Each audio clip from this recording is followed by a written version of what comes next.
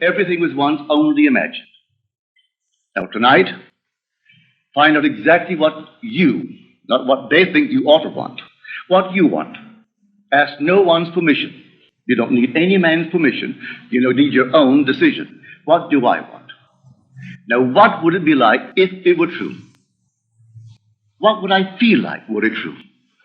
Now, catch the mood and try to give that mood all the sensory vividness of reality, all the tones of reality, and then sleep in it, just as though it were true.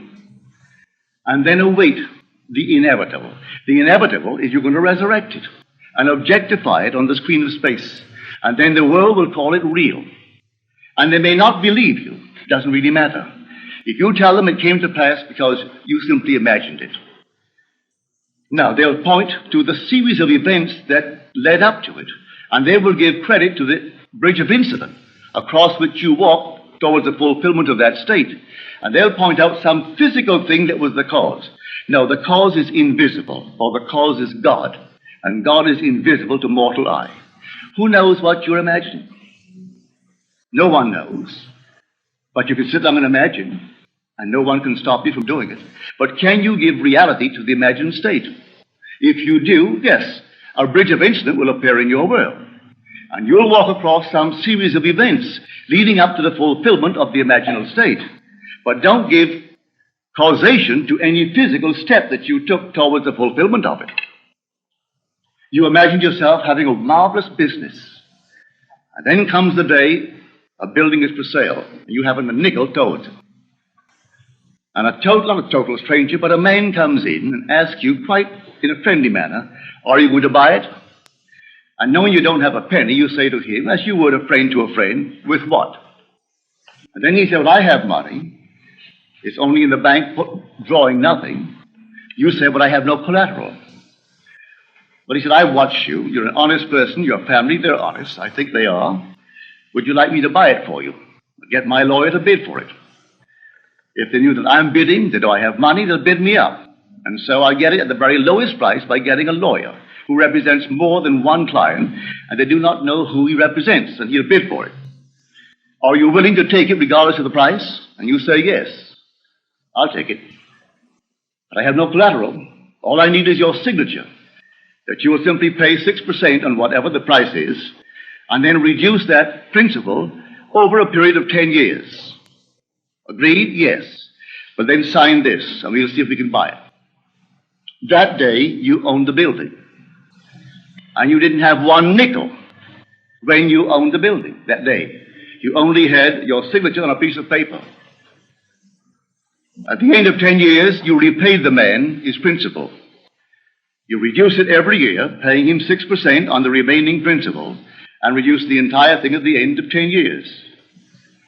That man dies 20 years later and leaves you $150,000 in cash, tax-free, and a couple of homes and many personal belongings.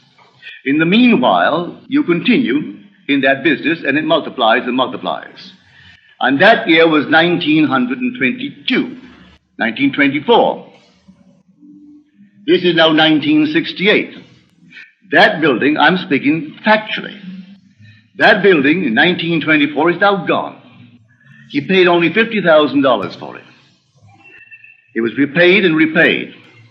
A bank 3 years ago bought the property, well, the building was rotted, bought the property for $840,000 in cash and no capital gain, from $50,000 to $840,000. In the meanwhile, the business has expanded into all the other islands, so that today you couldn't buy them out for $15 million. All in imagination. And this goes back to the imagination that preceded this man's offer to buy the building. For the young man seeing this building and entertaining a thought that the present owners deceived his father, and through deception got him out of a partnership, a junior partnership. And he was moved not to get even, but to prove that he really had something within him and could be a success in spite of their deception. And so, every day he would see on that marquee, not their name, but his own family's name. And he would see it in his mind's eye, because you could not take their name and transliterate it and make it spell this man's family's name. But he saw it. And in his mind's eye, he saw that name, which, if true, would imply the family owned it. He did it every day, twice a day, for 2 years. And then came this sudden, out of the nowhere. And the whole thing was made possible, and today they're all over the islands. And they have no partners. They've never taken in one partner, never sold one bit of stock outside of a family ownership. All by imagination. Now, I know what I'm talking about because I am a member of that family. I'm speaking of my own family. This is not hearsay. I know it. My second brother, Victor, was the one in whose imagination this whole thing began to bloom. And he still works all by imagination. He knows what he wants, and then after having decided in himself, that's what I want, and that's good for the business, he then in his mind's eye, he appropriates it. And then let things happen. As told us in Scripture, the vision has its own appointed hour. It ripens, it will flower. If it be long, then wait, for it is sure, and it will not be late. Read that in the book of Habakkuk. Here is the true translation of that passage in Habakkuk. So when you know what you want, remain faithful to that assumption. And the assumption, though at the moment, is denied by your senses and denied by reason. If you persist in it, it will harden into fact. Are we not told that God calls a thing that is not seen as though it were seen, and then the unseen becomes seen? He calls everything from the unseen into the seen in this simple manner. For he is the resurrecting power. So if I assume that I am, I don't have to have evidence to support it. I assume that I am. I am what? Well, I name it. And having given it a name, given it form, given it definition, remaining in it, I resurrect it. So I know what I'm talking about. All I need from you is the acceptance of it. Will you believe it? Will you believe that with God all things are possible? Will you believe that all things are possible to men?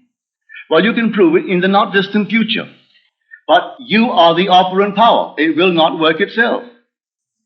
If you dare to assume this very night that you have a better job than you now hold, or that you have a larger income, you may be fired tomorrow. Don't be concerned. On reflection, you'll see it was necessary to move you towards the fulfillment of your assumption. You could be fired. And I wouldn't bat an eye if you told me tomorrow, well, I did what you told me. You know what happened? I was fired. I have seen that. It takes someone to fire you, to get you into a better job. I have seen that time and again. I wouldn't go out and quit the job. You may be promoted in the job, or you may be invited by some other concern that is competitive to join them. I do not know how it happens. I only know if you remain faithful to the assumption, it's going to happen. And you're going to be promoted towards the fulfillment of the state that you have dared to assume that is yours. I could tell you unnumbered stories along this nature. So here I say, dwell in the end. The end is where we begin. For if I've seen my name on the marquee, that's the end. I don't wait for the incident to take place in my world to move from one to the other, leading up to that. I dwell in the end. If I go to the very end, what would it be like were it true?